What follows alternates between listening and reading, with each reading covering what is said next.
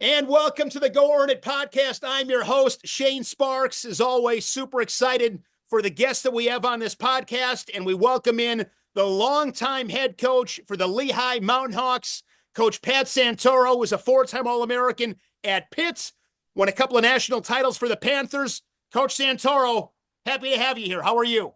I'm doing great. Thanks for having me. I really appreciate it.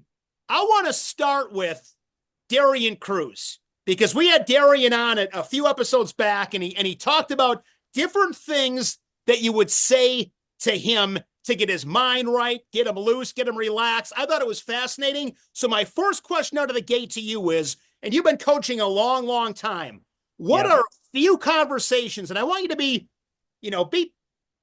don't be humble on this one, okay? Give me two or three conversations that you have had with athletes that you believe paid the highest dividends, that really made a difference, that maybe at the time you didn't expect it to be as impactful as it was. Yeah, I don't know. I mean, with a couple of guys, I know I'm a big believer. If you're trained in the fire, you get thrown in the fire, nothing changes. So just kind of keep yourself close to the fire all the time. You're always prepared for that, right? So when the match gets heated up, that's where you want to be.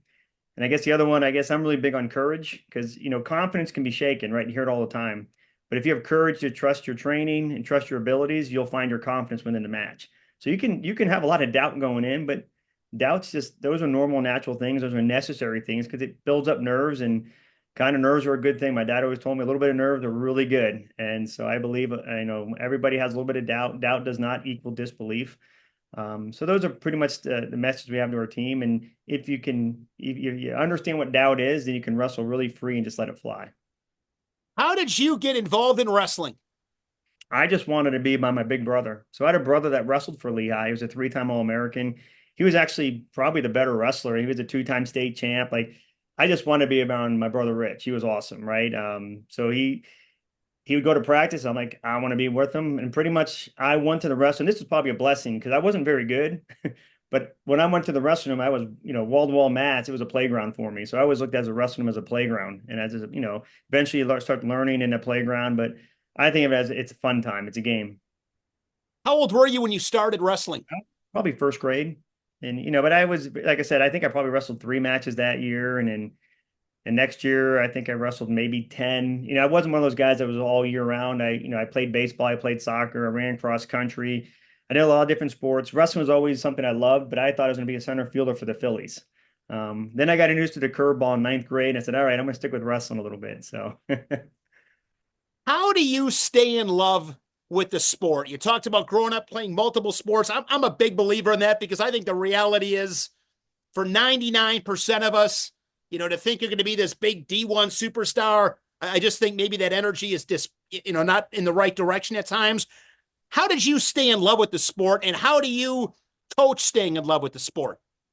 I don't know. For me, it was just something, I just felt it was always something to learn. I just remember having a lot of growing moments. A lot of it was mental too. Obviously, there's some physical, the technical stuff. I wasn't a very technical wrestler growing up, and I was very physically immature. I think I weighed 95 pounds coming in my freshman year. I was a JV guy. Sophomore year, I was 105. I was still a JV guy, but our starter couldn't make the weight anymore, so I became a starter. And then my junior year, I think that was probably, I always talk about there's always defining moments in your career. It was a mental defining moment for me. I share this with at camps and stuff, but I had a pretty good junior year.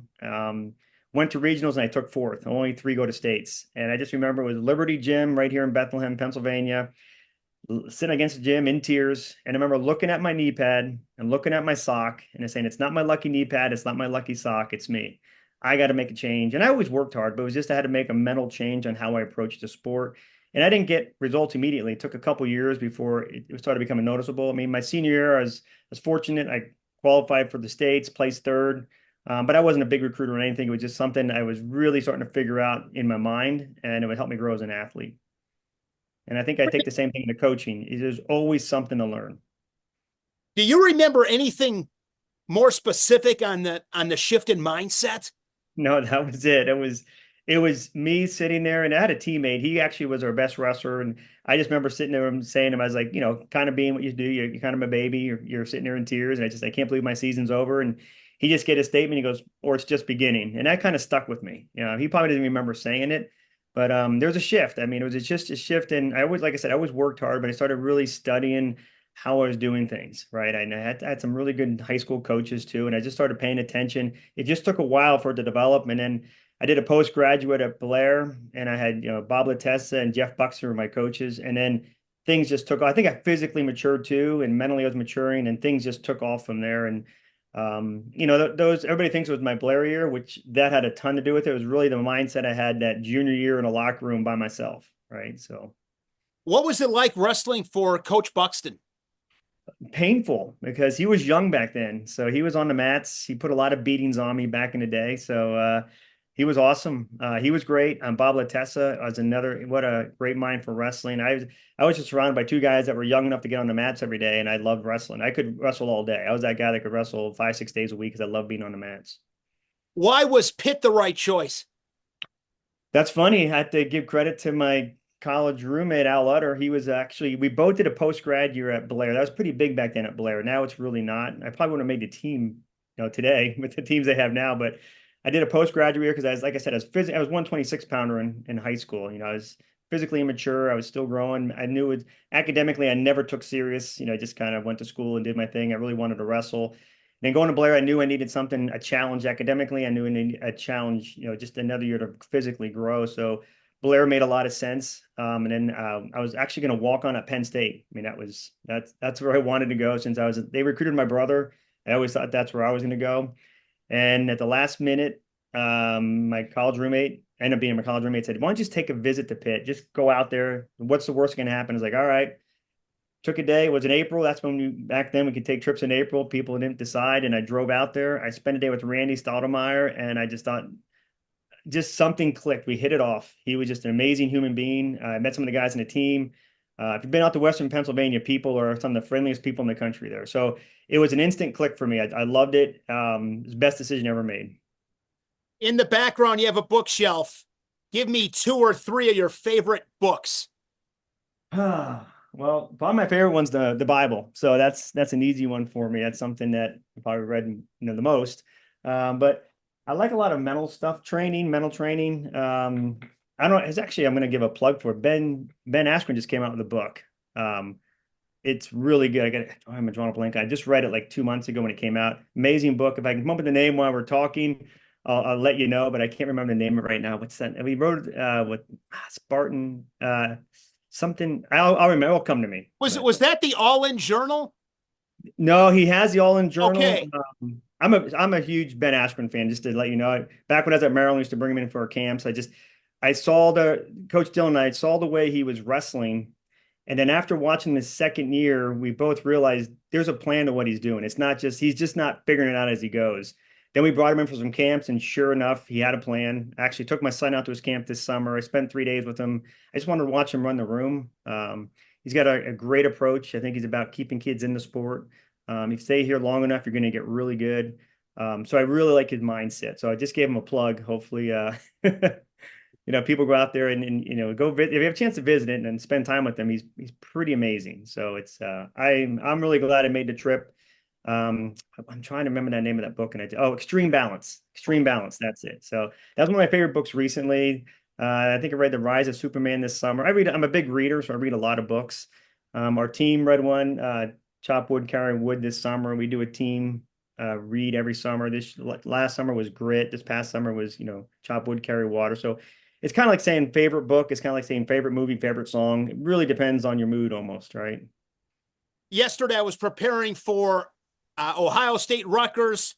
Phone rings. What a match, right? It was a great match. I typically wouldn't take the call because I'm locked in, but it was Ben, and I got a ton of respect for Ben. He's one of the most interesting minds that I've ever been around, for sure. So that's I got to read his book. I'm not a huge reader. I probably need to read a little bit more. It's a really easy read, a good read, and it makes a lot of sense. It might be a book we get for a team this summer. I really enjoyed it. So we have our sports psych. She's reading it right now. She read it. She liked it. So it's pretty good. So you have a sports psychologist within the wrestling team. We do. Yeah. What have you learned from her? It's really really it's everybody's individual based. You find a lot of individual sports. There can be a lot of, stress and anxiety people because you don't have to tell them to compete hard. They want to win. It's just trying to keep them relaxed and finding out what their real why is, trying to get the bottom of that. And she's really what I'm learning is that when you can find your why and dial in on it, these guys will wrestle hard. They'll wrestle hard for each other. They'll wrestle hard for their families or wherever their why is. And that's what I've learned a lot from her as far as just, she just has a great rapport with the guys on the team. Probably half our team is seeing her right now on a regular basis. It's pretty cool. When you think about the mental side of things, if you could have a conversation with an 18-year-old Pat Santoro from a mental standpoint, how does that conversation go? I think the easiest thing to do is just believe. I think it took me a while to believe in what you're doing because you see, you're going to these tournaments. Like I said, I didn't have a lot of success, so I saw these names, and all of a sudden one day I started beating some of those names. I was like, holy smokes, this is happening for me. But I think I just had parents that believe. They just always told me to believe in what you're doing, and I started to believe, and then I found some success, and I started believing a little bit more. But if I could just tell any kid out there, if you just really believe in what you're doing every day, when you believe and you step on that line, you're going to try to score as many points as you can. I think that's the art of it. And sometimes you win it, you have to win a one takedown match, but there could be a lot of action in it. But I just think that there is understanding what you're doing and really believing in what you're doing, and you'll have a ton of success. Did you redshirt first year at Pitt? I didn't. I considered my Blair year a redshirt year. So, I went there. It sounds terrible. I don't know what my expectations were, right? Because I think for the first time I had any success, like actually winning something, was a national prep tournament, right? Because I was still young enough to wrestle there. But that was my first tournament that I ever, like, because I never won states. I only went there once. So as I went there, I was like, if I get beat, I'll redshirt. And then one guy on a team that had beat out, he pretty much beat the snot out of me every day the first month. And then by the time where wrestle-offs came around, I found a way to beat him. And then I beat him a second time. And then all of a sudden, Randy's like, well, why don't you wrestle? I'm like, okay. And we took off from there. And what place were you as an All-American as a freshman? Sixth. What did you learn from that season? I learned I had a lot of work to do. I had a decent season as a freshman year, and I really was believing, and I got to that NCAA tournament, and I just got manhandled, right, by some of those guys. I remember I wrestled Kevin Dresser, Gibbons, like those guys I remember grabbing, I was like, I couldn't move them, right? And like I said, I probably could have gone 34 my freshman year. I was as tall and skinny. We had a really good 34-pounder also at the time. But I realized like I better hit the weight room. So that was the one thing I probably wasn't big on early in my career. And I started just, trying to get a lot stronger, trying to get more physical. But here's a funny story. I learned to dress or dump the hard way, right? So I had no idea what he did. I thought he was looking for a bottom leg cradle and said he dressed or dumped me. And I found some video on it, and I went back and I just started working on it. I started hitting in college because of him. So I got to give him props too, in an unfortunate way. So, and then your sophomore season, how did that unfold? I ended up second in the country. I lost to Pete Yazzo, a Lehigh guy, in the finals. Funny story is, like I said, I was a 26-pounder. He was one of my favorite wrestlers when I was in Blair, right? I loved Lehigh wrestling. I used to watch all the matches. Like that guy was like my hero. And here him 2 years later, I'm wrestling in the NCAA finals. Never thinking I'd be a 42-pounder, right? So. Wow. When you think back to that match, what were some of the lessons? I mean, leaving that arena that night, what were the thoughts? I mean, I was very disappointed. I made a mistake. I really believed I was going to win that match. I lost them the year before by a point. And I think it was 3-3. And I just kind of got lazy on bottom, did a lazy stand up, and I got cradled, right? And that was the match, right? But he was a great competitor too. I knew that. But I just learned that you always got to be ready and you got to keep yourself in good position all the time. So if there's a lesson learned, it was that. But I know I was really excited to compete. And that taught me from high school. I learned to always be excited to compete. Whether I was nervous or not, I was going to shake hands. I probably shot too much, but I was going to go out there. I was going to try to score a bunch of points every match. When you look at your college career, what's a match, a win or a loss, that taught you the most? That's hard because they all hurt, right? National finals, that one hurt. That really. I think I was back in the room on Monday. Probably should have taken some time off, but you just want to get back in there. And then I think I took the second week off. I think the first week, I think mentally I had to be in that room that week for me. It wasn't like I was wrestling hard. I was just working on things. Win or loss, obviously the losses you always learn from. In college, I guys coaching locally in my high school, Mike Cole. He definitely had my number. He beat me more times than I beat him in college. He's a Clarion guy. I think he's a 2 or 3 time All-American. Great guy. Learned a lot every those matches. I was a slow learner, obviously. When I said I used to shoot too much, as the guy you didn't want to shoot on. But as far as a win, the only thing one I could think about probably, and I have no idea to this day. I usually don't think much in a match, but my sophomore year in the semifinals, I wrestled a guy that beat me in the All-Star match. And I just remember there's moments in the match. I just remember so in the All-Star match, I was losing 4-1 and he had like 110 riding time. And the NCAAs, I was losing 4-2 and he had like 30 seconds riding time. I was like, this is a win. Like for some reason, I just kept talking myself through the match. I learned not to listen to your body, but to talk to your body, right? If you listen to your body, you might say, I'm tired, I'm sore, whatever it is. If you talk to yourself, you start. And I was just talking to myself the whole time. And again, I really don't do this, but I was like praying between periods, like, thank God for this opportunity, give me the strength just to keep wrestling. And usually you hear nothing in a match.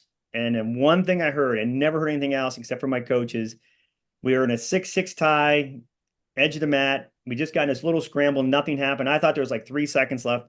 All I heard, I don't know why, is there's 10 seconds left on mat number 6. And then I just hit a pick and I took him down with like under 10 seconds to go. And I have to thank the announcer for that I heard that. I don't know why I heard that, but I heard it. I thought we are going overtime and I just like, oh, I got time. So Incredible stories. What is the most impactful conversation you and Coach Stottlemyer ever had? gosh, we had a lot of them. I just learned so much from him. I think a lot of people don't know this. I think my close friends do, but I used to stay in the summertime for about 6 weeks after school was out and just train. Because back then you didn't really stay all summer. I came home and I usually trained, in Bethlehem, right? Like Scott Turner was a national champ for NC State. I used to train with him. Worked at Lehigh camps, trained with guys at Lehigh all the time. But one of the things we used to do is I'd run into him sometimes in the springtime or early summer. It could be 9 o'clock at night, and he'd be on the way home, and I'd say, "Hey, you want to work out?" And sure enough, he would drop everything and go work out. He was just that guy. He was very giving. He was still, getting on the mats then. But he always just told me to believe, right? He really believed in me. He probably believed in times I didn't. There's times I was in tears after practice thinking like, maybe I shouldn't be starting this year. He was like, nope, nope, you're fine. You're going to be fine this year. You're going to be an All-American this year. And then next year, you're going to be a national champ. He was just always positive reinforcement. I couldn't point to one conversation. I just knew when I was around him, I was better. Describe winning a national title. Um, it was, I don't know. A lot of people were elated. For me, it was just like, wow, I set a goal. I reached it. I was happy I won, but I do remember I kind of stopped wrestling in the third period because the year before I got cradled and pinned, right? And I knew the guy I was wrestling, Sean O'Day from Edmonton, was very explosive. He can put you on your back in a second. I was being more safe, and I really regretted that. And I knew I should have been more happy, but I was more like, ah, I should have wrestled that third period a little bit harder. That was my thought. But when I walked away from it a few weeks later, I was like, okay, I got to appreciate what I did, because in the moment you're kind of hard on yourself. And then I just knew that, hey, that box is checked. Let's go chase another one. So I hate the term defending national champ. I think defending anything is a passive term. So even when we won a couple conference titles in a row, and then media people say, oh, you can defend. It's like, we're not defending anything. That's too passive. It's a new year. There's a new title to chase, and you always got to be on a chase. I like some of the guys we have on our team right now. They're in red shirt, but they're running around seeing you sign up for tournaments and trying to chase the guys, and that's the kind of mentality we want. You mentioned some of the details. You and I were talking before because I've been told it was Bethlehem, Pennsylvania. You said, no, it's Bethlehem. It's 3 syllables. And you bring up another really good point. I had this conversation this weekend with somebody. In wrestling, you do not defend. You are the returning champion or the reigning champion, but you're right. You're not defending anything. Like, you will always be a national champion from, whatever year you won in the weight class, regardless of who you are. That can't be taken away. But then you got to get the next thing. And talking to guys that have won one, several conversations I've had, they talk about how different it is coming back and repeating. What was that experience like for you? Yeah, I didn't really have that. If anything, I probably overtrained a little bit, and Randy backed me off, just because I really wanted to win again. I think early in the year I lost to Mike Cole. We talked about great wrestler from Clarion, and it was one of those. I was really stubborn, and I was like, I just got to go harder and shoot harder. And he was known for the Cole roll. I would shoot, he'd roll me up, and he beat me 2 or 3 times. And then finally, Randy convinced me we're going to wrestle different the next time, but we never had it next time. We were supposed to wrestle dual meet. That got canceled. We didn't wrestle in the finals of our conference, and then we didn't wrestle at NCAs. It would have been fun to wrestle him again, a guy from the same conference. Because he's like I said, he's a great wrestler. He could have easily been in the finals. He was that type of good. But yeah, like you said, we're not defending anything. The chase is always way more fun. And, fortunately for me, I think in my athletic career, I was always chasing, right? I didn't have a ton of titles like growing up and winning everything, Fargo and all those things. So I do like to chase. When you look back at your career at Pitt, I know you were inducted into the Pitt Hall of Fame, pretty cool accolades. When you reflect back all these years later, what are you most proud of? I think, and that's easy. Just going back to the Hall of Fame, it was my teammates. They were awesome. Like I couldn't have done any of it without them. My college roommate, Al Utter, he was another one that pushed me every day. If I had a bad practice, he always stayed with me afterwards, and we always did an extra go. He just stayed at our house last weekend. It was kind of funny we were talking about it, but I just had really good teammates. They were really encouraging. If I needed a partner, they'd push me. They'd stay after. They do whatever. They were awesome teammates. So when I go back, I don't think about too many of my matches. I think about my experiences. And yeah, we had a team that we always joke we're kind of a bunch of no names, hard-nosed guys that we just were going to wrestle really hard and we wrestle for each other. Because I probably got more upset when we lost a dual meet than whether I lost or not. I got upset when I lost, but I really wanted our team to win because we were right on the cusp. We're always like top 15, right? Knocking on the door of that top 10. So Where do you keep the wall charts and the championship trophies? Where are those at? there's somewhere in my basement in a box, yeah. So, I haven't looked at those in years. Who is the guy that you've coached that reminds you the most of yourself? Hmm. Actually, one of the guys that probably wrestles like I do. I did, I guess. We have a couple guys. One guy's probably currently Max Brignola. I just love the way he wrestles, the way he approaches practice every day. He's a very active wrestler. He's having a great. I don't know if he's lost yet this year as a redshirt. But he's having a great year. But he's a guy he's just been developing every year. He's getting better and better, and I'm really excited for him next year. But that's what I'm thinking about currently. All the years I've coached, I don't know. I'm hoping they're way better technically than I was. I had a win by attacking a lot because I didn't really have counter offense back in the day because it really wasn't as important. I love people from the 80s talking about how tough it was, and it probably was, but wrestling's so good right now. It's way different. And so you have to approach it different. Your technique's different. Your hand fight different. The number one takedowns to go behind right now, right? That wasn't the case when I was wrestling. So I don't know if that answered your question, but yeah, I couldn't pick one wrestler. If I had to pick one that's currently on our team, I'd say Max Bergnolo, and just a lot of the way he's growing and the way he wrestles every day and approaches it. We talked about dual meets before we started recording, I believe. What are your thoughts on dual meets and a dual meet championship? Take us inside your brain on those feelings. I love it all. I don't care what it is. We will do anything. The only thing you worry, there's so many. There's so many injuries in wrestling anymore because everybody's so physical.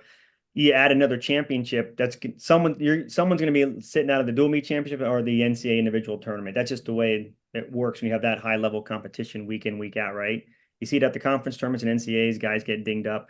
But other than that, I don't care what we do. We're going to show up and wrestle. So that's the way I like to look at it. So I love dual meets. I think the dual meets, the home, and we were at Cornell yesterday. Just what a great environment. It's a really fun rival because our kids like their kids for the most part. Their kids like our kids because they're great kids, but they want to beat the crap out of each other on the mat, right? So, but that's the way I think a rivalry should be, right? So, What's something within the sport, Coach Santoro, that kind of fires you up a little bit? Something within the sport that'll maybe take you to 0 to 60 in a couple of seconds. I love it when a guy lays it on the line. When I see someone out there trying to score, 22 points a match, that gets me fired up because I think that's what wrestling should be about. It should be about moving forward, attacking, getting on attacks. And attack doesn't mean shooting. Attack could mean underhooking. It could mean pulling a guy underneath you. It could be a re-attack. All those things are really important. I just love a person that goes out there and is just, you can see it too. When someone's just so free and just lets it fly, that is just, the fans want to see it, right? And so I think that's what gets me fired up. Like, that's why I'm watching wrestling all the time. Every day, one of the first things I do, I watch video, whatever happened that weekend, and I was watching the matches yesterday, obviously from the weekend. I watched our matches again, and I watched some of the Big Ten matches.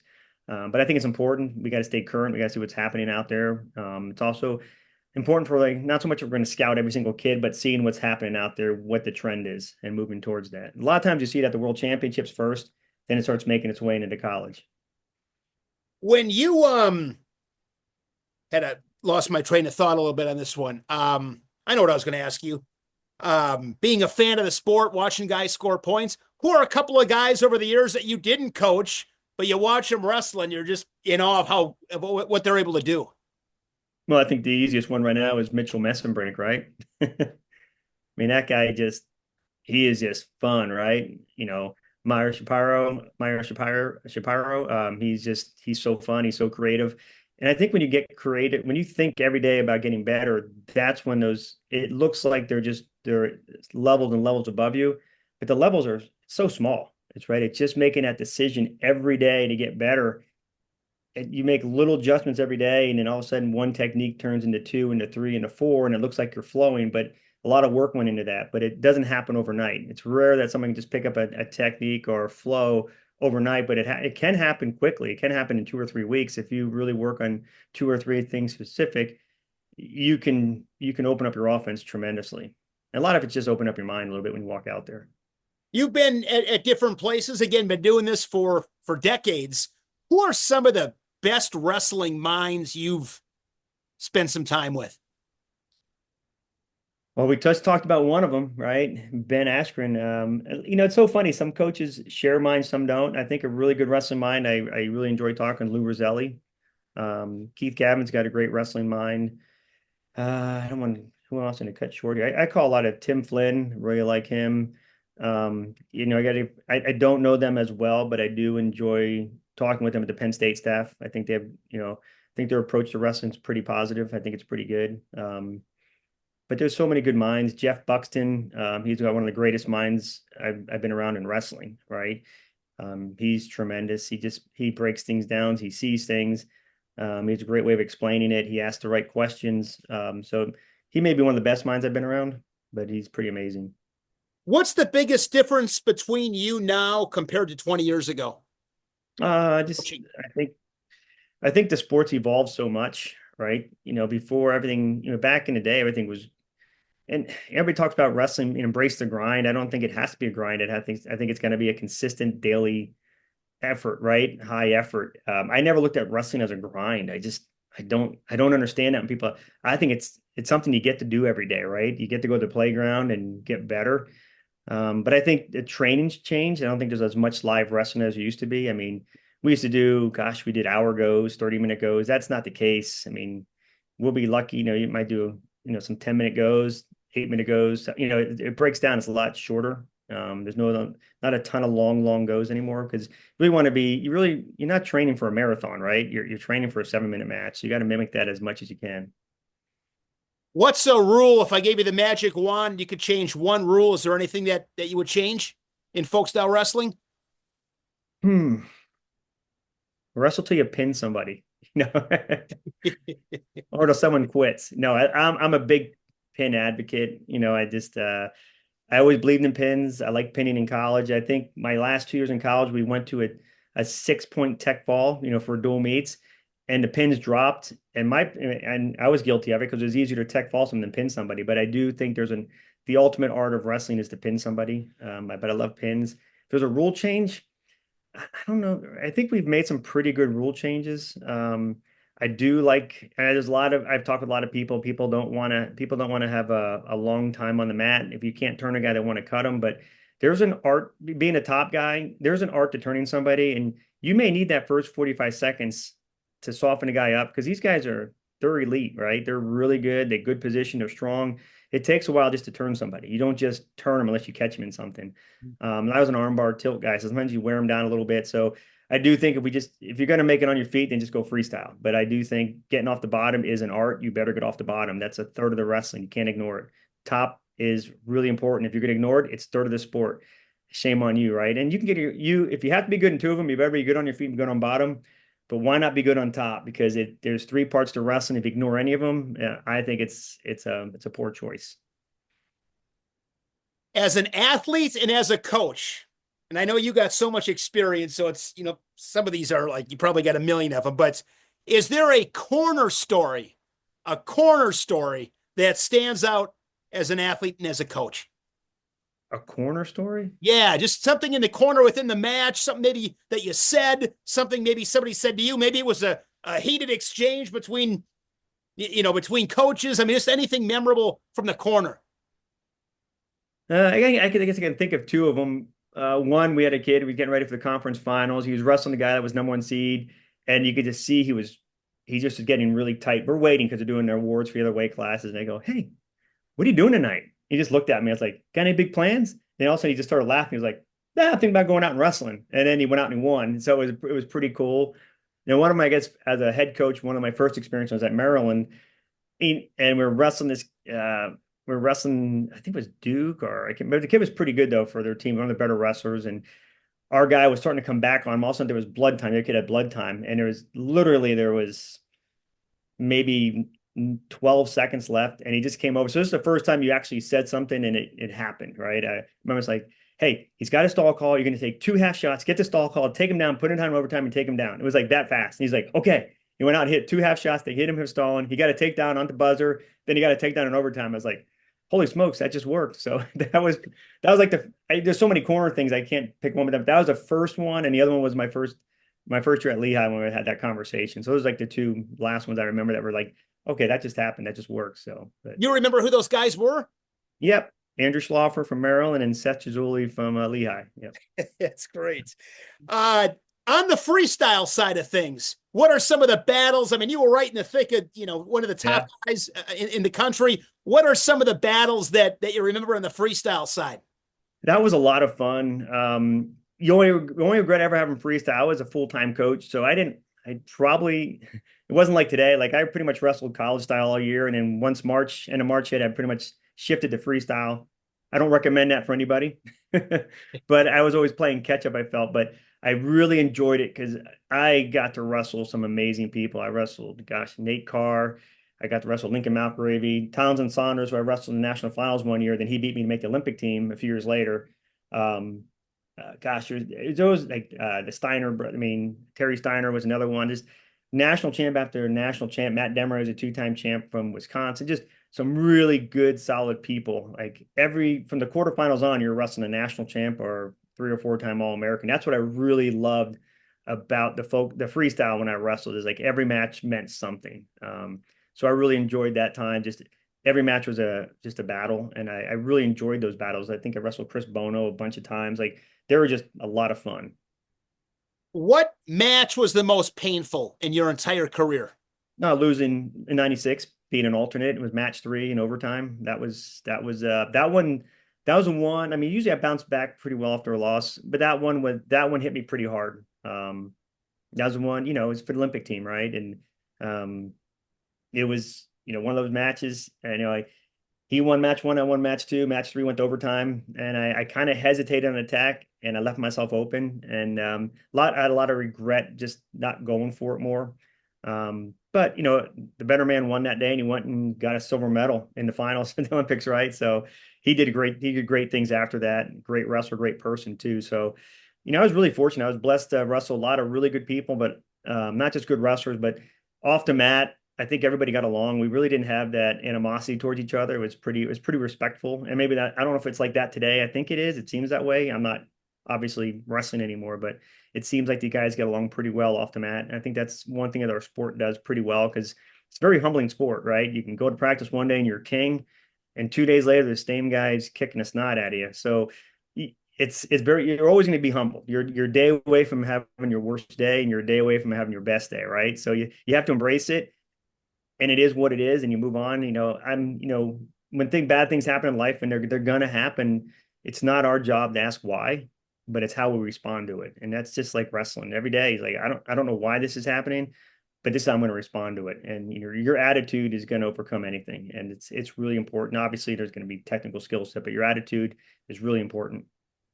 Ultimately, after that match in '96, what kind of got you, over the hump and back on the right track to getting to be Um, yourself? I think, well, the following year I didn't compete, but I think we really put things in perspective. We had kind of a tragedy in our family. My brother's wife passed away suddenly. So I didn't compete that year. I just stayed home and helped him with the kids all summer and pretty much took the year off of compete or the 6 months or so off competing. But that was that was the right thing to do. Was no zero regrets. And then I decided in '98, it's like, I'm getting older now. I'm in my 30s. Let me try and make a run for 2000. And again, it was a great run. If I don't think if I do one thing different at that point, maybe I would have gone somewhere, maybe to a training center just to train freestyle full time. But I love coaching. I love being with the guys. So that was a hard decision to make, right? But I don't regret it. But if I had one wrestling regret, I probably need to move out and do freestyle full time. Call it the Go Earn It podcast. When you look at your life, maybe not wrestling, just your life, what's a time in your life where you had to kind of go earn it and learn something about yourself? I think that's every day. I mean, there's not I shouldn't say a day go by, but I'm always questioning, is this the best decision I'm making right now, right? Is it wise, right? That's always a great question, and that can be as simple as if you're making weight, right? Like, is this food gonna help me for my next workout? Is my sleep more important than staying up tonight? Those are small things. But even now, like I want to be the best husband I can. I want to be the best father I can. I have a daughter that's a freshman in college. I have a son that's a freshman in high school, right?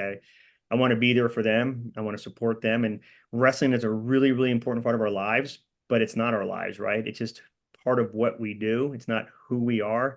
And I think when you're a young athlete, I think one that when the losses are so devastating, I was guilty of this. I think when I was younger, you attach it to who you are, and that's why it can hold people back sometimes. And I think when I realized that, hey, I can be extremely disappointed after this loss, but I also have to know I'm going to learn from this and grow from this and get better. When I started doing that, I started opening up in matches. That it took me probably when I was at Blair, but it was a mindset I made my junior year in high school to just really open up. And if I'm going to lose, I'm going to lose on my terms, right? I'm not going to. I hate coming off the mat losing 1-0 or something or 2-1. That's just devastating. Doesn't mean it never happened, but it was one of those things that I'm going to make an effort, every effort I can to lay it on the line, and so be it, but no regrets. Who was your favorite athlete growing up, any sport? I really liked Muhammad Ali. I was really young then, but then I was a big boxing fan. And then Larry Holmes is right from Easton, PA, right next door. Big fan of Larry Holmes. I was a big, like I said, pretty much all through college, we watched boxing every weekend. That was our thing. We've probably been MMA today, but back then it was boxing. I love Mike Tyson. Um, yeah, that was a sport. Maybe because it was a one-on-one sport. I loved all the Phillies, of course, and I had football stars, but boxing, the one that related to me, and probably a lot of the Lehigh wrestlers. Just because growing up, they were my heroes growing up. Um, but it's hard to pick one. Someone said, "What's your favorite book?" I'm like, I don't know. Favorite food? I don't know. Right? It's kind of hard. You got a favorite Philly all time? Mike Schmidt, he was pretty good. I like Steve Carlton a lot. So, yeah. Reason I ask you that is I had a Walter Payton poster in Oh, my he was the bedroom, man. Yep. and I wasn't even a big Bear fan, but I just remember I just had that poster of Walter Payton. So my question to you is, you know, who's on your poster per se? Like, what's the sweetest move you ever hit? If there was a Pat Santoro poster, what move are you hitting on somebody? Like you got like a move that you hit that you'll never forget. Probably a back bridge. No, I'm just kidding. I don't know. I had like a template, right? I had my ties and I was going to go. I'm a big believer in right, left, over top or around. Over top and around can be the same. Like every setup, whether it's an inside tie, there's a single, there's a high crotch, there's a pick to both sides, there's a front headlock, right? If you're a Russian tie, you can near side single, far pick. So I wouldn't say a per se what shot I always came out in a match, and I think I was some people they said I had a really good double, but I hit mostly singles, right? I was more a single high crotch. And then when the double was there, I'd hit it, but I didn't go out there looking for any particular move. I went out there with a tie, and I let my opponent kind of tell me what was going to be there. Was going to be right, left, or over top. So I don't know if that makes sense. Sure. Tell me something that very few people know about you. Yeah, I don't know. I'm a little bit of an introvert for sure. Yeah, I remember my very first phone call when I was recruiting as my first assistant job. It was a painful. I felt bad for the person. I couldn't remember who I called. It had to be the most painful call for him because I was like as shy as could be. Um, yeah, I don't know. That's a great question.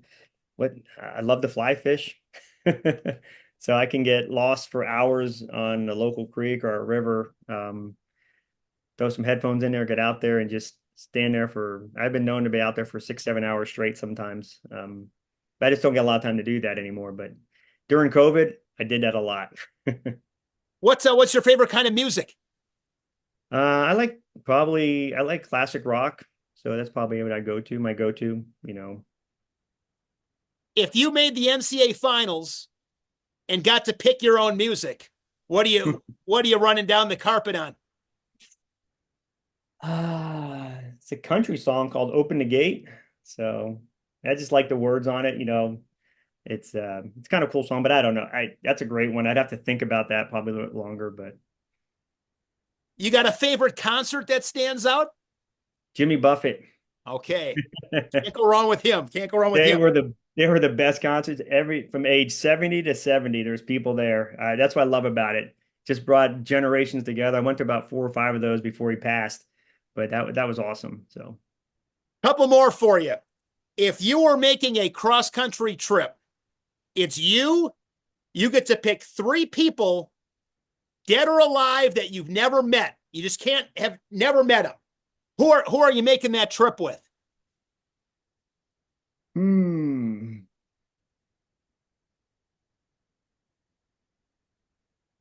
Probably Muhammad Ali. Um, that or someone I never met. Abraham Lincoln and probably Jesus Christ. So those are my three. You talked about your faith before. Has that always been, something in your life? Yeah, I had a tug at a young age. I don't know why. I mean, I do know why, but it was one of those things. And then this is the blessing. I think when I decided, so I was doing a lot of searching, right? Just a lot of questions. And I prayed every night. It was just the typical go to church on weekends. But I remember I just felt this deeper calling for whatever reason. And when I went to Pitt, it was kind of crazy. First week at school, I mean, first days of school, I just ran into a guy getting a sub, and he ended up being a director of athletes in action at Pitt. We just started talking, right? And then turned out my college roommate was a strong Christian. And then gosh, who was the other guy? Then I ran into a girl, started talking. She invited me to this thing on Cornerstone. It was right across the street from campus. I started going to this. So Tuesday, it turned out within the first semester, we had a Bible study room on Tuesdays. I was going to Cornerstone across the street from our towers where we lived. And on Thursday, we were going to Athletes in Action. So it just fell into all these people I ran into in the first weeks of school, kind of challenged me in my faith a little bit. And it was a perfect fit. And then I found out I didn't know this at the time when I went there, but Rande Stottlemyer was a very strong Christian, and his wife. And once I got to know him, it was so obvious, and I missed it, right? But I couldn't have picked a better man. If I could be half the coach he was, I'd be happy because he gave so much. Well, I really appreciate this. Some good stuff, Coach Santoro. I've always had just great respect for you and the program you run. Super high integrity guy. You do things the right way there. I know you're impacting lives in wrestling, and I just really enjoyed the conversation. So thank you so Uh, much. I love your energy. I love listening to you. Thanks for having me on. I really do appreciate it. Looking forward to crossing paths. All right, Shane. Be I'll see you well. soon. Yep, you bet. Thank you. Take care. Bye-bye.